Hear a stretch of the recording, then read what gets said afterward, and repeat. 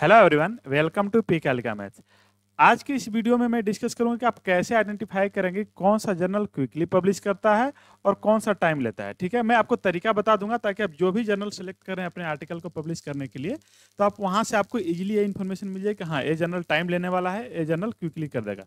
Usually होता है कि हमें पीएचडी में एटलीस्ट दिखाना होता है कि हाँ, हमारा 1 या 2 पेपर पब्लिश्ड है। अब आप वैसे जर्नल में भेज दें जो आपको 1 से 2 साल लेता है पब्लिकेशन में, तो फिर आपके लिए प्रॉब्लम क्रिएट हो सकता है। जैसे आप जॉब के लिए अप्लाई करेंगे तो आपके पास ना वॉल्यूम नंबर ना इशू नंबर होगा। तो बहुत सारी फैसिलिटी है, तो मैं बताऊंगा आपको वन बाय वन करके कि आप कैसे आइडेंटिफाई करेंगे और कौन सा जर्नल आपके लिए सूटेबल होगा और किस लेवल पे कौन सा सही रहेगा। जैसे मैंने एक एग्जांपल के तौर पे यहाँ पे खोला हुआ है, ये स्प्रिंजर का जर्नल है। उसी तरह एक जर्नल है मेडिटेरियन जर्नल ऑफ मैथमेटिक्स। यहाँ पे देख सकते हैं इनका दिया हुआ मीडियन टाइम की सबमिशन टू फर्स्ट डिसीजन कितना है। तो बहुत सारे जो न्यू रिसर्चर हैं वो क्या करते हैं, वो इश्यू को मान लेते हैं कि अच्छा हमारा 15 दिन में डिसीजन हो जाएगा। उसी तरह इस जर्नल का भी देख सकते हैं कि इसने 8 दिन लिखा हुआ, लेकिन ये इतना होता नहीं है, ये मीडियम टाइम है। ठीक है, यहाँ पे आपको जर्नल्स का इम्पैक्ट फैक्टर के बारे में बताया गया है। स्प्रिंजर में इस टाइप का देता है। बाकी एल्सेवियर की बात करें तो एल्सेवियर में आपका इस टाइप से देगा कि कितना फर्स्ट डिसीजन जो वहाँ पे मीडियम टाइम दिया था वो यहाँ पे दिया हुआ है, और रिव्यू में यूजुअली कितना टाइम लगता है, और जब आपका अगर आर्टिकल एक्सेप्ट हो जाता है तो पब्लिकेशन के लिए कितना टाइम लगेगा, और इस जर्नल में अगर आप सबमिट करते हैं तो एक्सेप्टेंस रेट क्या है। ठीक है, हालांकि ये सारा डाटा सही नहीं होता है। ठीक है, आप कैसे आइडेंटिफाई करेंगे वो मैं बताता हूँ। फॉर एग्जाम्पल, मैंने ये जर्नल लिया स्प्रिंजर से। अब इसमें देख सकते हैं कि मीडियम टाइम 8 दिन लिया हुआ, लेकिन आपको ऐसे नहीं देखना है। इस जर्नल का क्या करना है, करेंट इशू में जाना है। ठीक है, आप यहाँ पे आएंगे तो आपका दिया रहेगा वॉल्यूम कलेक्शंस, तो आप वॉल्यूम्स में जाएंगे तो आपका, और वहाँ पे करेंट इशू देख सकते हैं। अदरवाइज यहाँ पे लेटेस्ट आर्टिकल दिया रहता है। यहाँ पे आर्टिकल खोलना है। इस जर्नल का मैं बात करूँ तो 5 से लेके 8 महीना तक लग जाता है, 1.5 साल भी लग जाता है, डिपेंड करता है रिव्यूअर पर। लेकिन आप फास्टली कहें तो 2 से 3 महीना मिनिमम लगता है इस जर्नल में। यहाँ पे आपको साइट दिस आर्टिकल करना है क्लिक। यहाँ पे आप देख सकते हैं कि 17 मार्च को रिसीव हुआ है, एक्सेप्ट हुआ है 7 सितंबर को, और पब्लिश इतना हुआ। तो पब्लिकेशन से आपको ज्यादा मतलब नहीं है, मैंने देखना कि एक्सेप्ट कब हुआ है। हाँ, ये ध्यान रखना कि ज्यादा टाइम तो नहीं लग रहा है। चलो सितंबर में एक्सेप्ट हुआ, सितंबर में पब्लिश हुआ तो ठीक है, बट यहाँ से देख सकते हैं कि अप्रैल मई जून जुलाई अगस्त सितंबर, लगभग 6 महीना लग गया इस आर्टिकल को एक्सेप्ट होने में।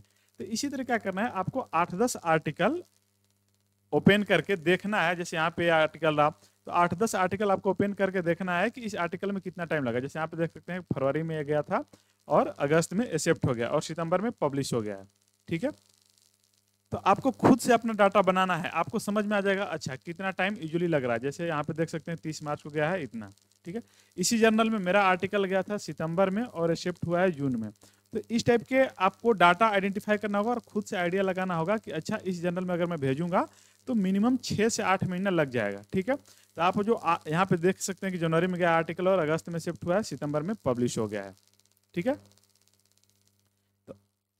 तो जर्नल का जो यहाँ पे डाटा दिया गया है इसके बारे में बिल्कुल भ्रम नहीं होना है कि इतना कम डेज लगता है। इसी तरह चलिए मैं दूसरा आपको जर्नल का खोल के दिखाता हूँ, जैसे मेडिटेरियन जर्नल का है। ठीक है, यहाँ पे देख सकते हैं 15 दिन दिया हुआ। इसमें भी आपको सेम प्रोसीजर फॉलो करना है। आप जो लेटेस्ट आर्टिकल है उसमें आपको क्लिक करना है, यहाँ पे साइट दिस आर्टिकल क्लिक करना है। यहाँ पे देखेंगे कि एक कितना टाइम लिया, देख सकते हैं कि 11 जुलाई 2022 में रिसीव हुआ था, और रिवाइज हुआ है अगस्त में, एक्सेप्ट हुआ है अगस्त 2023 में। ठीक है, तो लगभग 1 साल से ज्यादा टाइम लगा, और पब्लिश हुआ है तो मतलब एक्सेप्टेंस के लगभग 1 महीना बाद पब्लिश कर दे रहा है। और इसमें 1 साल भी टाइम लग सकता है, 1 साल भी लग सकता है। इस जर्नल में 3 महीना पे भी एक्सेप्ट हो जाता है। ठीक है, मेरा एक आर्टिकल इसमें एक्सेप्ट हुआ है, तो वो मेरा एक्सपीरियंस है कि आपका 3 महीना भी लग सकता है, 6 महीना भी, साल भर भी लग सकता है, डिपेंड करता है रिव्यूअर पे। तो जहां पे जल्दी आर्टिकल रिव्यू में चला जाता है वहां पे रिव्यूअर पे डिपेंड करता है। ठीक है, यहाँ पे साइड दिस आर्टिकल पे क्लिक किया तो यहाँ पे देख सकते हैं 18 मई को गया और सितंबर में। तो मैंने बोला ना 3 महीने भी लग सकता है और आपका 1 साल भी लग सकता है, दोनों तरह का डाटा यहाँ पे दिख गया। तो जब 8-10 आर्टिकल आप ओपन करके देख लेंगे ना तो आपको समझ में आ जाएगा कि इस जर्नल में कितना टाइम लगेगा।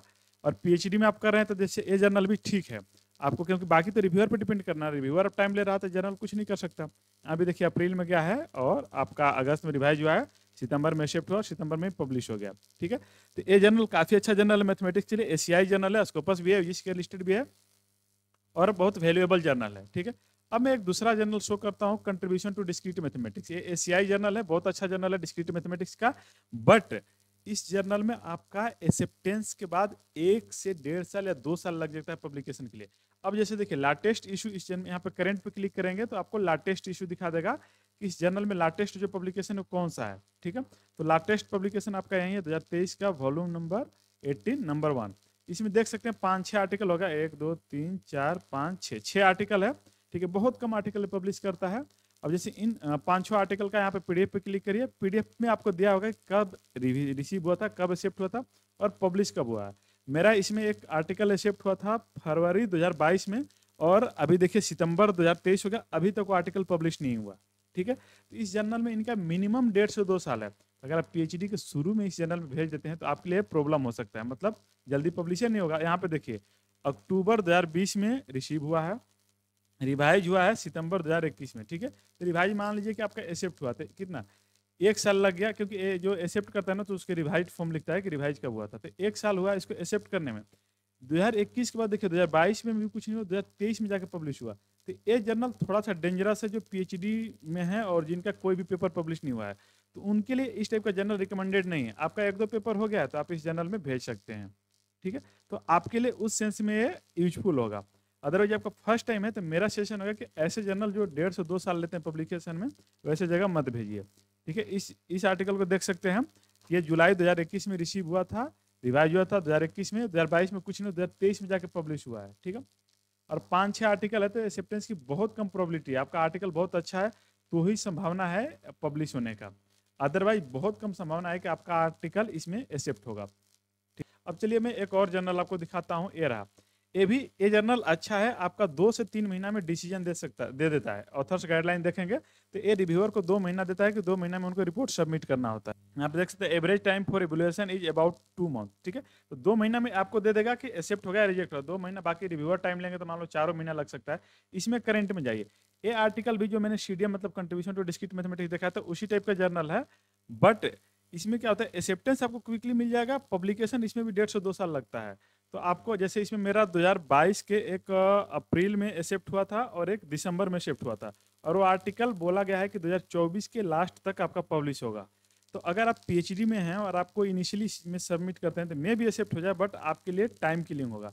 कोई भी जर्नल इसमें से, जैसे मैंने बोला था कि किसी भी जर्नल का 8 से 10 आर्टिकल खोलिए, उसमें देखिए कितना दिन लगा है टोटल इसमें। तो यहाँ पे आप देख सकते हैं कि जून 2021 में आर्टिकल रिसीव हुआ था, दिसंबर में एक्सेप्ट हुआ था। ठीक है, इसके बाद 2022 पूरा बीत गया, 2023 में ये आर्टिकल पब्लिश हुआ है।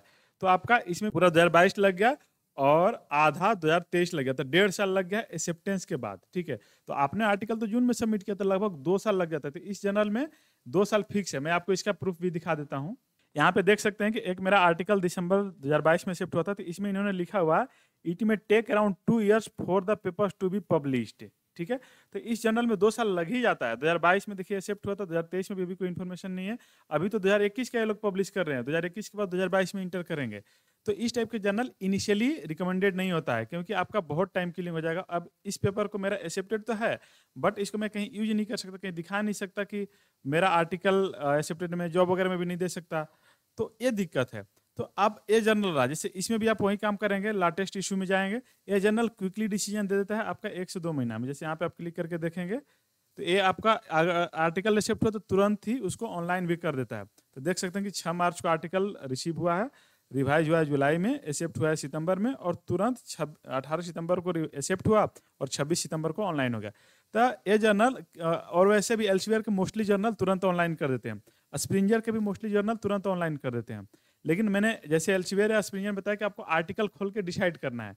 कुछ और जर्नल्स में आपको शो करता हूँ, जैसे ये जर्नल है, ये भी बहुत अच्छा जर्नल है। ठीक है, ये आर्टिकल 2 से 3 महीने में डिसीजन दे देता है और एक्सेप्ट होता है तो इसमें एक आर्टिकल इन प्रेस करके फैसिलिटी है। ठीक है, मतलब आपका आर्टिकल एक्सेप्ट हुआ तो तुरंत ही वो ऑनलाइन आ जाएगा। तो यहाँ पे देख सकते हैं ये आर्टिकल 2 से 3 महीने में एक्सेप्ट कर लेता है, और मैक्सिमम आपका 1 से 1.5 साल भी लग सकता है। मेरा इसमें एक आर्टिकल एक्सेप्ट हुआ 2 महीना के अंदर, और एक आर्टिकल 2 अक्टूबर को सबमिट किया था, आज तक वो अभी रिव्यू में ही है। तो डिपेंड करता है रिव्यूअर पे, तो जहाँ रिव्यूअर पे डिपेंड करता है उसमें तो जर्नल की कोई गलती नहीं है।